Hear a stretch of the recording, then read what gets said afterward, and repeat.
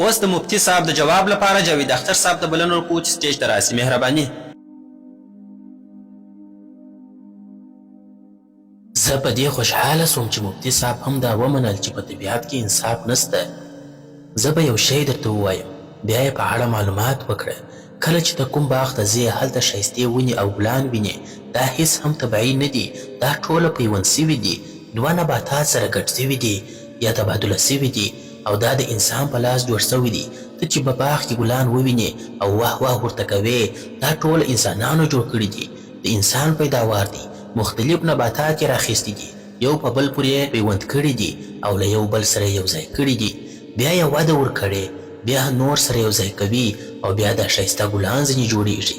دا هیڅ طبیعي نه دي. که ته کوم ځنګل یا شړځای ته ولاړ سې، هلته به داسې ښایسته ګلان او ونې ډېرې ووینې. زه دا شکایت کوم چې تا زما د یوې خبرې جواب را نه کړ چې عقیده او ایمان څه شي دي، او ته ولې له ما څخه عقیده غواړې؟ ته خو منطقي یې، له تا سره خو علمي دلایل سته، ټول ثبوتونه در سره سته، نو بیا د عقیدې غوښتنه ولې له ما څخه کوې؟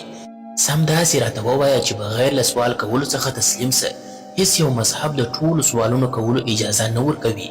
په انساني تاریخ کې دوه ډوله خلک اوسیږي، یو هغه چې د خپل علمي او ناپوهۍ پرمندارۍ کوي، او دویم هغه دی چې د خپلې ناپوهۍ سره جګړه کوي.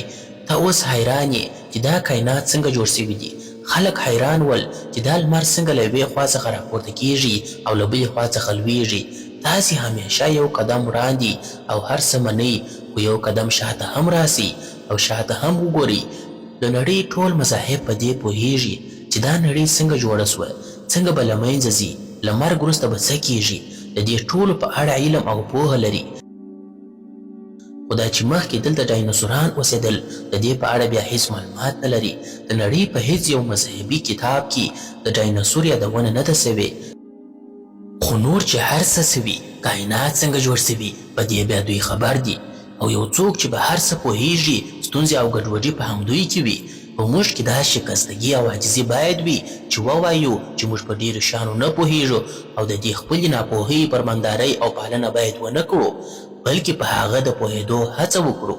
دا نړۍ چې موږ پکښې اوسیږو، دا تالار، دا برق، دا میک، په کومه تیاره کې چې تا دلته پرواز کړي او په کوم موټر کې چې ته دلته راغلی یې، دا ټوله هغو خلکو جوړ کړي چا چې سوالونه کړي. کومه نړۍ کې چې تاسې اوس آرام ژوند کوئ، دا هغو خلکو جوړ کړي چا چې سوالونه کړي. په هره برخه او هر دریځ کې دې سوالو ته مکرو او غلط کار ویل سوی دي. تاسې تاریخ مطالعه کړي، مذهب او ساینس ته که وکتل سي، نو ښکاره به سي چې مذهب د ساینس خلاف دی، حتی د ماشین خلاف هم دی، د انسان پر وجود د څېړنو خلاف هم واقع سوی دی، او د دې هر څه خلاف دی. او وایي څېړنې مه کوئ. اشه تاسې ولې دونه بیریږئ؟ یو وخت خو مذهبي خلک بیخي خواشیني وه، ویل دا انسان غواړي بل انسان جوړ کړي، دې کې ستونزه څه ده؟ تاسې ولې بیریږئ؟ که انسان غواړي انسان جوړ کړي، خو جوړ دې کړي. یوه کیسه مې را یاده سول. زه په 6م صنف کې وم، په ریاضیاتو کې ډېر کمزوری وم. یو ښوونکی راته وګمارل سو، هغه به ماته 1 2 3 4 5 6 7 داسې یو څه را زده کړل. مفتي صاحب، زما هغه ورځ هیڅ نه هیریږي چې له ما څخه پوښتنه وسول چې 1 ضرب 2 څو کیږي، 3 ضرب 4 څو کیږي. ما چې ویل سر به مې په دا مینځ پټاو سي، دونه سخت وه لکه یو څوک چې راته ووایي په دې دیوال ننوځه. خو زه نن پر دې خبره خاندم چې دا څومره ساده څه زما لپاره ولې دومره سخت وه. نن ډېرې خبرې د ذهن لپاره حیرانونکې دي، او ته حیرانېږې هم، خو وروسته به دا هر څه ډېر عادي درته ښکاري. انساني تاریخ همدا دی. دومره ژر پرېکړه مه کوئ، یو څه عاجزي اختیار کړي. ووایاست چې په دې ځینې شیانو موږ نه پوهېږو، نه دي راته معلوم. په دې ویلو خو هیڅ نه کیږي.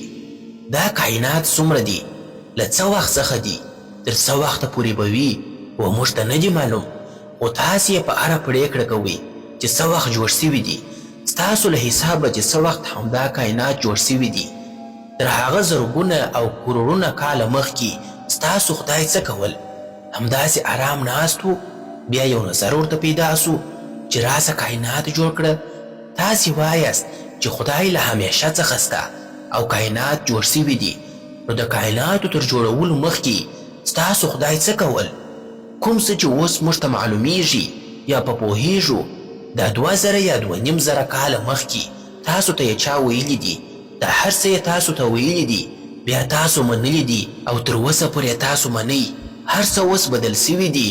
اوس ساینس پوهان او فیلسوفان هیڅ دا دعوا نه کوي چې موږ په هر څه پوهیږو، بلکې وایي موږ چې څومره پوهیږو له هغه څخه همدا معلومیږي چې موږ څومره لږ پوهیږو. موږ باید له خپلې ناپوهۍ او جهالت سره وجنګیږو. د هغه طرفدارۍ او بندګي باید ونه کړو. مننه.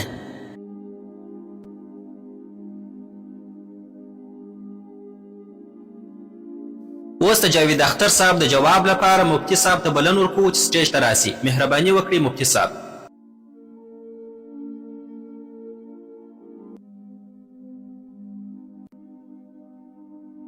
ښاغلی جاوید اختر صاحب بار بار دا خبره تکراروي چې د عقیدې او ایمان مطلب راته بیان کړی.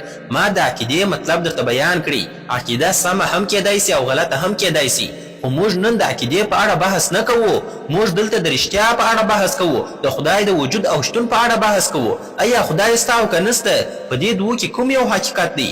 اوس که ته دې ته د عقیدې نوم ورکوې یا د باور نوم ورکوې، هغه زما کار نه دی. د هغه څخه وروسته تا وویل چې دین خلک د پوښتنې کولو څخه راګرځوي. زه وایم څوک چې خلک د پوښتنې کولو څخه راګرځوي دي، خو زه څوک د پوښتنې کولو څخه نه راګرځوم، بلکې پوښتنې وکړئ. پوښتنې باید وسي. په پوښتنو کولو سره موږ مخته ځو او پرمختګ کوو. د همدې لپاره خو زه نن همدلته راغلی یم. خو پوښتنه یوازې د خدای څخه نه کیږي، نه یوازې زما څخه کیږي، ستا څخه هم کیږي. پوښتنې به د الحاد څخه هم کیږي. پوښتنې به یوازې د دین څخه نه کیږي، د ټولو څخه به کیږي. او نن به زه پوښتنه کوم. هیله ده چې تاسو به ماته جواب راکوئ. تاسو لا تر اوسه ماته سم جواب نه دی راکړی. راځئ، تاسو وویل چې ولې د کائناتو په اړه د ابدي کلمه نه کاروئ؟ ځکه دا په منطقي لحاظ ممکنه نه ده چې کائنات ابدي اوسي. کائنات یو محتاج دی، د خپل موجودیت لپاره و بل شي ته اړتیا لري. د وخت او فاصلې تابع دی، د وخت او فاصلې سره اړیکه لري. کوم شی چې د وخت او فاصلې سره اړیکه ولري هغه محتاج دی. کوم شی چې محتاج وي یا پر بل شي متکی وي د هغه شروع هم وي. کوم شی چې شروع ولري هغه ابدي نسي کېدلی. دا خو یو عادي خبره ده. تا وویل چې په کوم مذهبي کتاب کې د ډایناسور یادونه نه ده سوې. افسوس چې د ریاضیاتو په کوم کتاب کې مې هم د ډایناسور یادونه نه ده لیدلې. نو آیا د دې مطلب دا دی چې د ریاضیاتو کتاب پښتو دی؟ نه، دا د ریاضیاتو موضوع نه ده. د وحیو او دیني کتابونو موضوع دا نه ده چې بایسکل څنګه جوړیږي، او یا هم دا درته ووایي چې ډایناسور په کوم وخت کې شتون درلودي. مذهبي کتابونه تاسو ته اخلاق درښیي، د خدای په اړه بحث درته کوي. دا کتابونه د نه لمسېدونکي واقعیت د حقیقت د زده کولو لپاره راغلي دي. آیا دین د ساینس مخنیوی کوي؟ نه یې کوي. که یې کوي نو غلط کوي. دین د ساینس پرستۍ مخنیوی کوي، په کوم کې چې زموږ جاوید صاحب هم اخته دی. په ساینس او ساینس پرستۍ کې توپیر سته. ساینس پرستی دې ته وایي چې د علم یعنی پوهې د حاصلولو یوازینۍ سرچینه ساینس او ساینسي تګلاره ده. دې ته ساینس پرستی وایي. موږ دغه ساینس پرستی رزدوو. ساینس ته خو موږ پرمختګ ورکوو. وروره ته زموږ ټول تاریخ وګوره، درته معلومه به سي. د مذهب او ساینس اړیکه یو جلا موضوع ده. زموږ له موضوع سره ربط او اړیکه نه لري. تر هغه وروسته جاوید اختر صاحب یو لفظ وکاروي چې واتیکان فتوا ورکړل. د واتیکان د فتوا سره اړیکه نسته. دا دواړه متضاد الفاظ دي. تر هغه وروسته دا وویل چې موږ نه پوهیږو. نو وروره چې نه پوهیږه خو سم او واضح الفاظ ووایه چې نه پوهیږم. په دې کې نو څه تکلیف دی؟ خو زه هم د هغه درته وایم چې ته ووایې چې زه نه پوهیږم. نو دا دعوه بیا ولې کوې چې خالق شتون نه لري؟ بیا دا وویل چې الله تعالی د دنیا تر جوړولو 1.5 یا زرګونه کلونو مخکې څه شي کول. خیر، په هر صورت زه جواب درکوم. تاسو زموږ د هیواد یو قدرمن شخصیت یاست. که تاسو نه وای ما دې پوښتنې ته بیخي توجه نه کول. وخت 100 کاله مخکې یا 100 کاله وروسته، مخکې وروسته یا هم اوس، دا داسې الفاظ دي چې اړیکه یې د وخت سره ده. وخت خو د کائناتو تر شروع وروسته راپیل سو. نو چې تر دې مخکې خدای څه شي کول، دا پوښتنه غیر منطقي ده. دا منطقي غلطي ده. یعنی ته دا وایې د کائناتو تر جوړولو مخکې خدای څه شي کول؟ د وخت تر جوړولو مخکې. یعنی ستا مطلب د وخت تر جوړولو مخکې. د مخکې د لفظ اړیکه د وخت سره ده، او وخت خو هغه مهال نه و. نو د الله تعالی په شان کې دا پوښتنه ناسمه ده. دوهم شی چې تاسو په بار بار یادونه وکړل او مو ویل د خالیګاو خدای. ته چې د کوم خالیګاو په اړه خبرې کوي، ساينس چې د کوم شي په واسطه دا خالیګاوي ثابتوي، هغه شی به هم محتاج وي، یعنی په یو بل شي پورې به متکی وي، هغه که قوه وي، انرژي وي، یا هم بل کومه پیښه وي. نو ځکه خو به زموږ پوښتنه هغه وخت هم ناسمه وي تر څو تاسو واجب الوجود ته رانسي او په عقلي دنیا کې لایتناهي سببونه تلسلسل هم ناممکن دي. نو ښکاره خبر ده یو ځای به درېږي، چیرې چې ودرېږي هغه به خدای وي. بل شی د خالیګاو د خدای یو مثال داسې در واخلي. یو موټر دی، یو ښاغلی یو موټر ولیدي، هغه وویل د دې موټر ټایرونه څومره ښه دي، څومره په ښه اندازه سره جوړ دي او څومره په ښه اندازه سره لګول سوي دي، سټرینګ یې څومره ښه په مناسب ځای دي، سیټونه یې څومره ښه ډیزاین سوي دي، څومره په دقت سره دا موټر کار کوي، نو خامخا به یو چا جوړ کړی وي.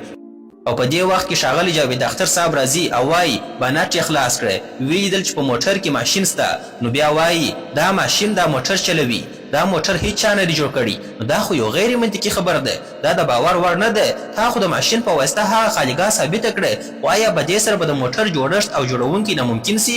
آیا دا ممکنه ده چې د هغه شخص پوښتنې به حاتمې سي؟ آیا داسې ممکنه ده؟ هېڅکله نه. تا د محتاج شیانو، یعنی د هغه شیانو په واسطه چې یو پر بل متکي دي، د خالیګاه په ډکولو سره زموږ ارزونه نوره هم پراخه کړه. اوس نور موږ ته نور هم معلوم سول چې د دې موټر سیسټم څومره زیات پیچلی دی. مخکې لږ پرې پوهېدلو، اوس چې پیچلتیا نور هم واضح سول. اوس موږ په پوهېږو چې زموږ یقین نور هم زیات سو چې خامخا یو چا نه یو چا دا موټر جوړ کړی دی. د کائناتو هم دغه کیسه ده. ساينس همیشه د فزیکي دنیا شان فزیکي شیانو سره احساسوي، ځکه د تجرباتي دنیا اړیکه د فزیکي دنیا سره ده. تاسو هیڅکله د ساينس په واسطه سره د طبیعت حقیقت نسئ ثابتولی. دا د ناسمو اسبابو استعمالول دي. دا داسې مثال لري لکه تاسو چې د اوسپنې کشفوونکي آلې په واسطه سره پلاستیک کشف کوئ، کوم چې په ښکاره ډول سره غلطي ده. مننه.